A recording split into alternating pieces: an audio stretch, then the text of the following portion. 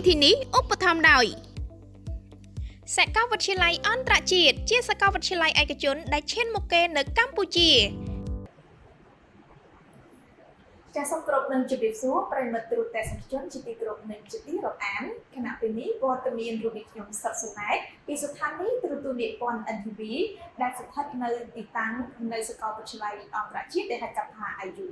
ចាបងប្អូនបានជ្រាបទៅហើយឬក៏បានស្គាល់រួចមកហើយដែលសាកលវិទ្យាល័យអន្តរជាតិគឺជាសាកលវិទ្យាល័យឯកជនមួយដែលបានបង្កើតឡើងមុនគេនៅក្នុងការបណ្ដុះបណ្ដាលធនធានមនុស្សលើវិស័យសុខាភិបាលនៅក្នុងប្រទេសកម្ពុជា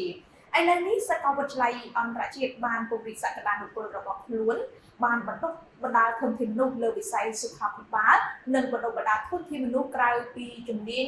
ពីវិស័យសុខាភិបាលផងដែរដែលយើងឃើញថាសក្តានុពលពិសេសរបស់សាកលវិទ្យាល័យអន្តរជាតិចាគឺកត្តាមានច្រើនប្រភេទផងដែរដែល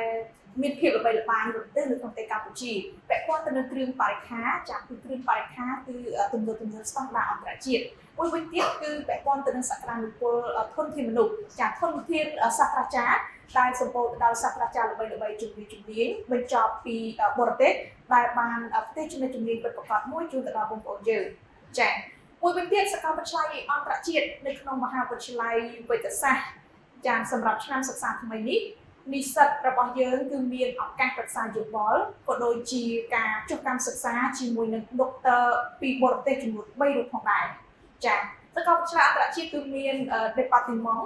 ចាគឺជំងឺត្រចៀកច្រមុះនិងបំពង់កចាគឺសាស្ត្រាចារ្យបណ្ឌិតចាអ៊ីវ៉ាន់និង department ជំងឺមហារីកចាគឺវិជ្ជបណ្ឌិតចាតាចាណានិង department ជំងឺទូទៅនិងជំងឺឆ្លងគឺបណ្ឌិតអាណាតូលីចានៅក្នុងនេះផងដែរក៏យើងមានកិច្ចសម្ភាសន៍មួយជាមួយនឹងដុកទ័រពីបរទេសចាដូច្នេះសូមទស្សនាដូចតទៅជម្រាបសួរលោកស្រីវិជ្ជបណ្ឌិតបាទថ្ងៃនេះផងដែរខ្ញុំបាទមានកិត្តិយសនឹងសូមសួរសំណួរមួយចំនួនទាក់ទងទៅនឹងផ្នែកផលិតព្យាបាល can you introduce about your name and your background?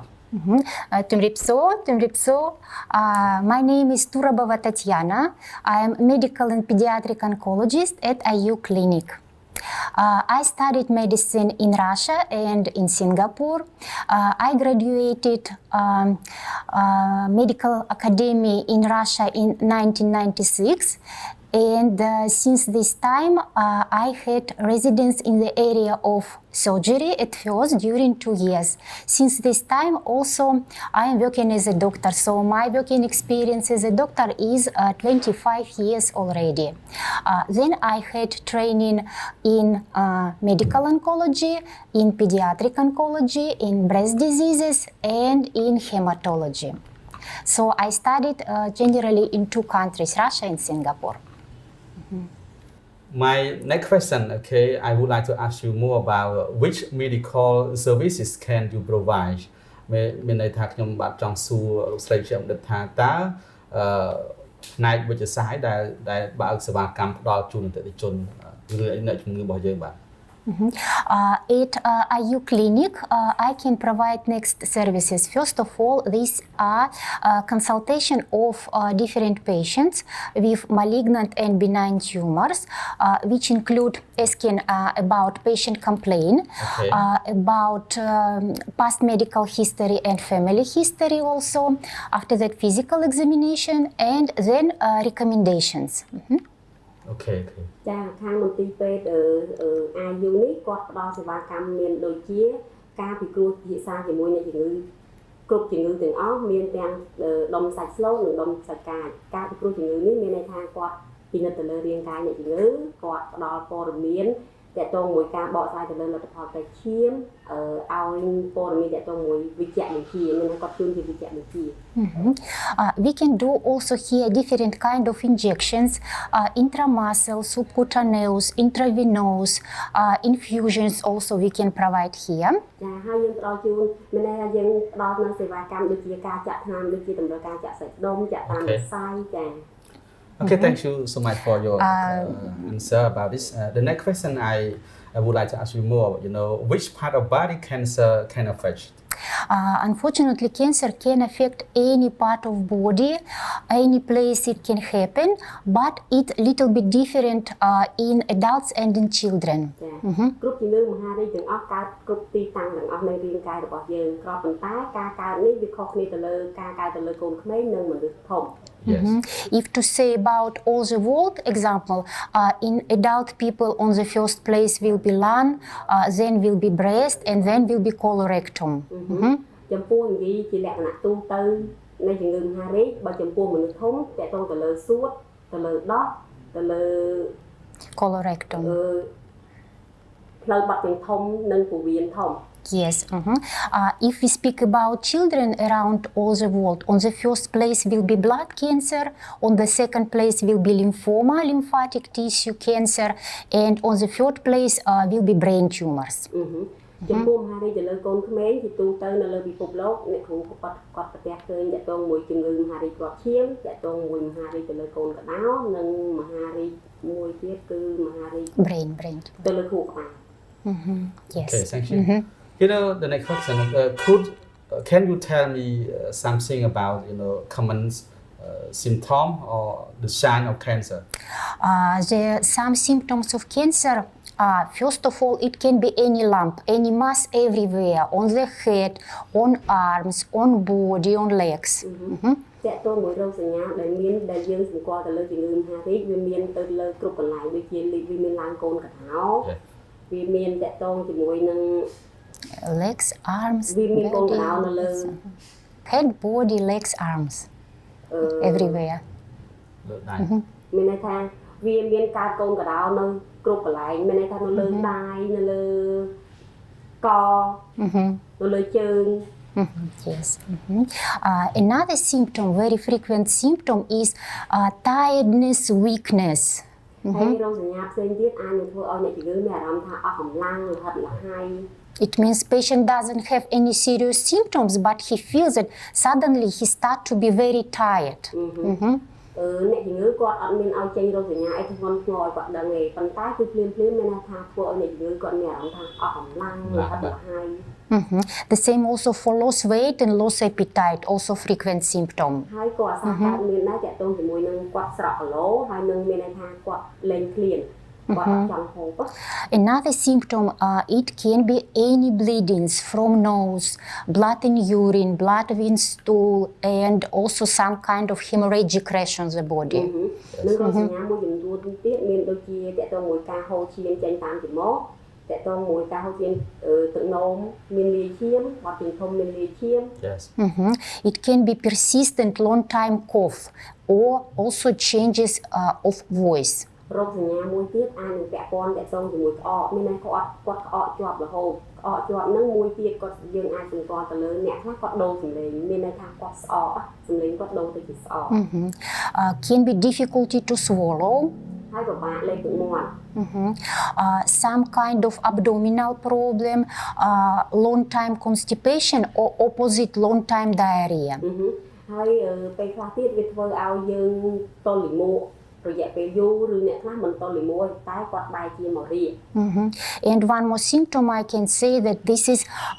sores in mouth which very difficult to healing or don't repair.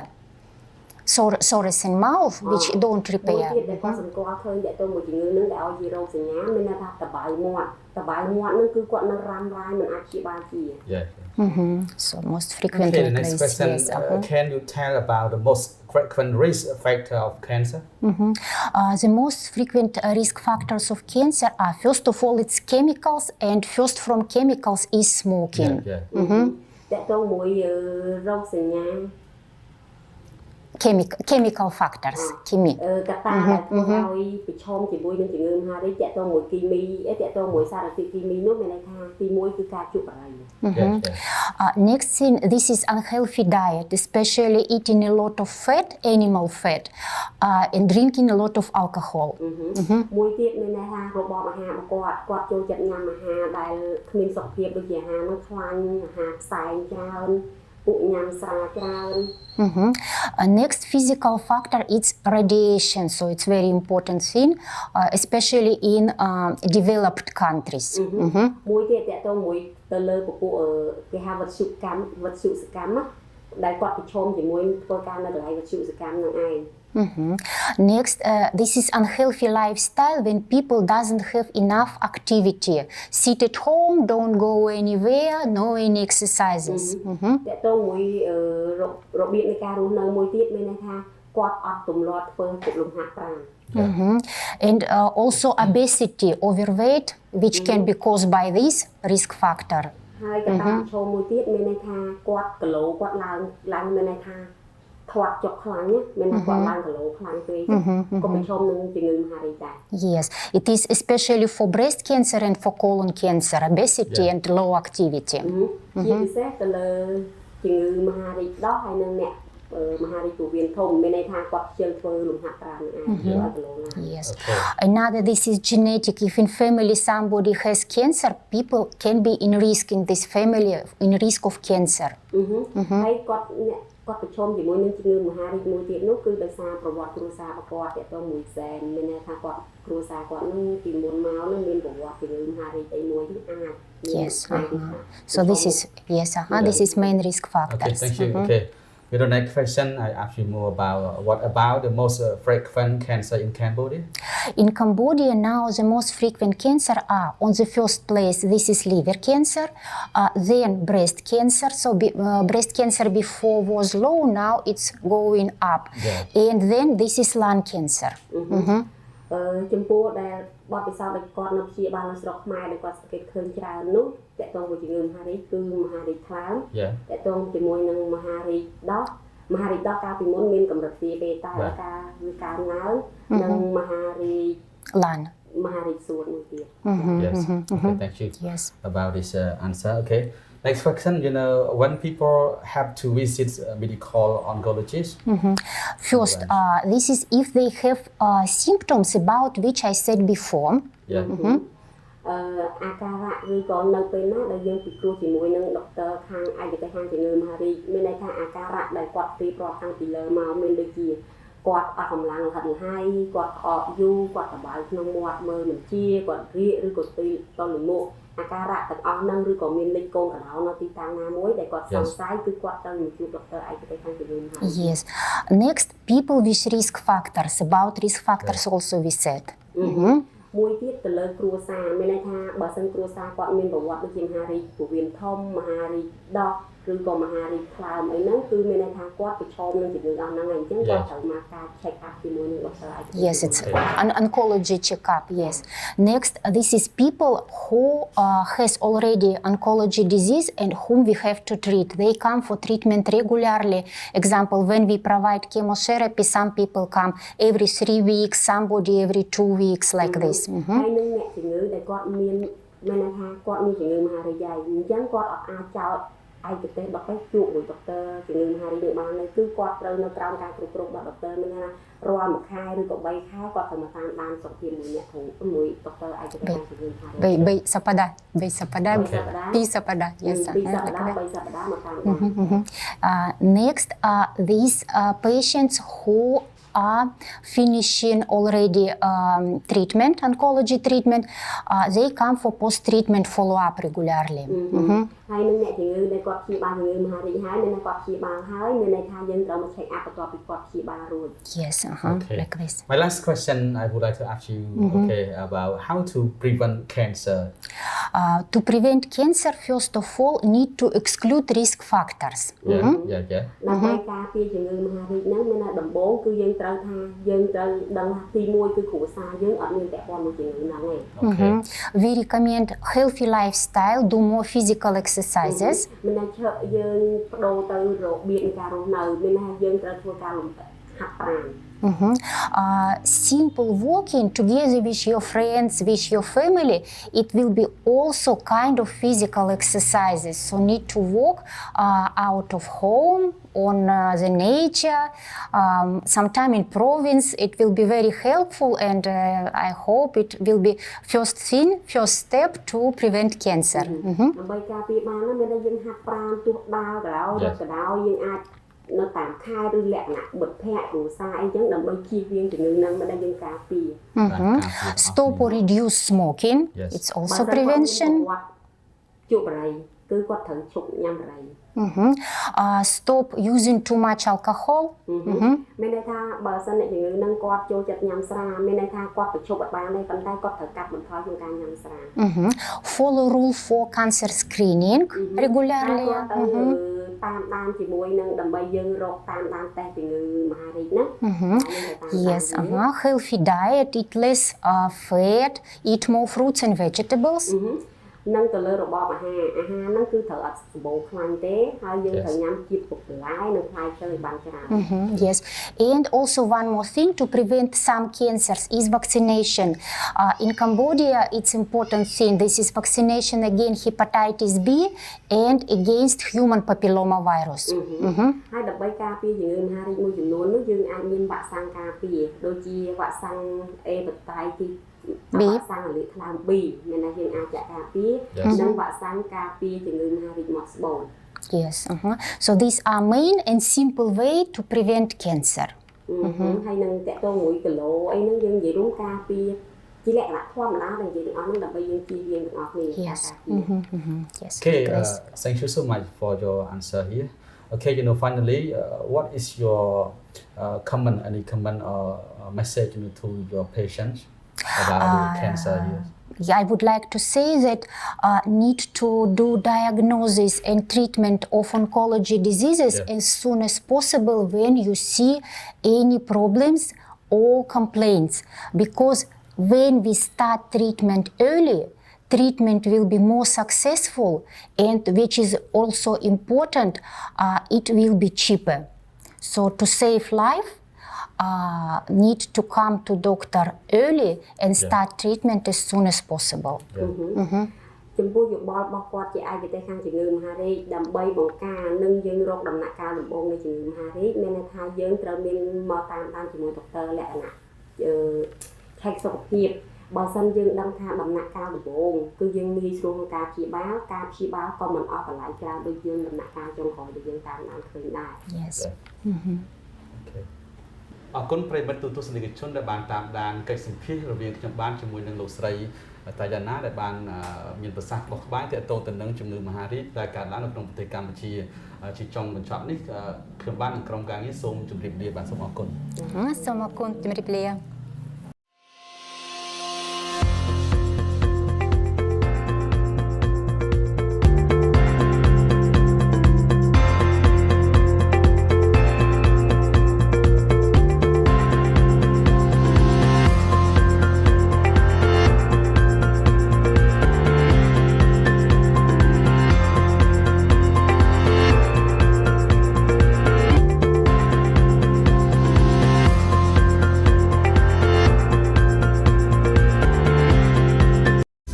មន្ទីរពេទ្យសាកលវិទ្យាល័យអន្តរជាតិសែនសុខជាមន្ទីរពេទ្យកម្រិតស្តង់ដារអន្តរជាតិមានលទ្ធភាពពិនិត្យនិងព្យាបាលខ្ពស់ដូចជាមន្ទីរពេទ្យនានានៅឯបរទេសដោយមន្ទីរពេទ្យបានបំពាក់នូវឧបករណ៍បរិក្ខារទំនើបដែលពិភពលោកកំពុងតែប្រើប្រាស់នាពេលបច្ចុប្បន្នព្រមទាំងប្រមូលផ្ដុំដោយវិជ្ជបណ្ឌិតឯកទេសគ្រប់ជំនាញចម្រុះជាតិសាសន៍ដែលមានបទពិសោធន៍ជាច្រើនឆ្នាំមន្ទីរពេទ្យសាកលវិទ្យាល័យអន្តរជាតិសែនសុខ សេចក្តីជូនដំណឹងសាកលវិទ្យាល័យអន្តរជាតិចាប់បើកបង្រៀនថ្នាក់បរិញ្ញាបត្រជំនាញអនាម័យនិងការបង្ការរោគសុខភាពសាធារណៈសុខភាពសហគមន៍មីក្រូជីវសាស្ត្រជីវៈបច្ចេកវិទ្យានិងគីមីជីវសាស្ត្រចាប់ទទួលចុះឈ្មោះចាប់ពីថ្ងៃផ្សាយដំណឹងនេះតទៅសម្រាប់ព័ត៌មានលម្អិតលេខទូរស័ព្ទ 017 92 69 69 016 423 666 023 88 16 23និង 016 513 666 Telegram 016 Page Facebook IU International University Website www.iu.edu.kh អាស័យដ្ឋានទំនាក់ទំនងអគារលេខ89-95 ផ្លូវ1011 កែង1984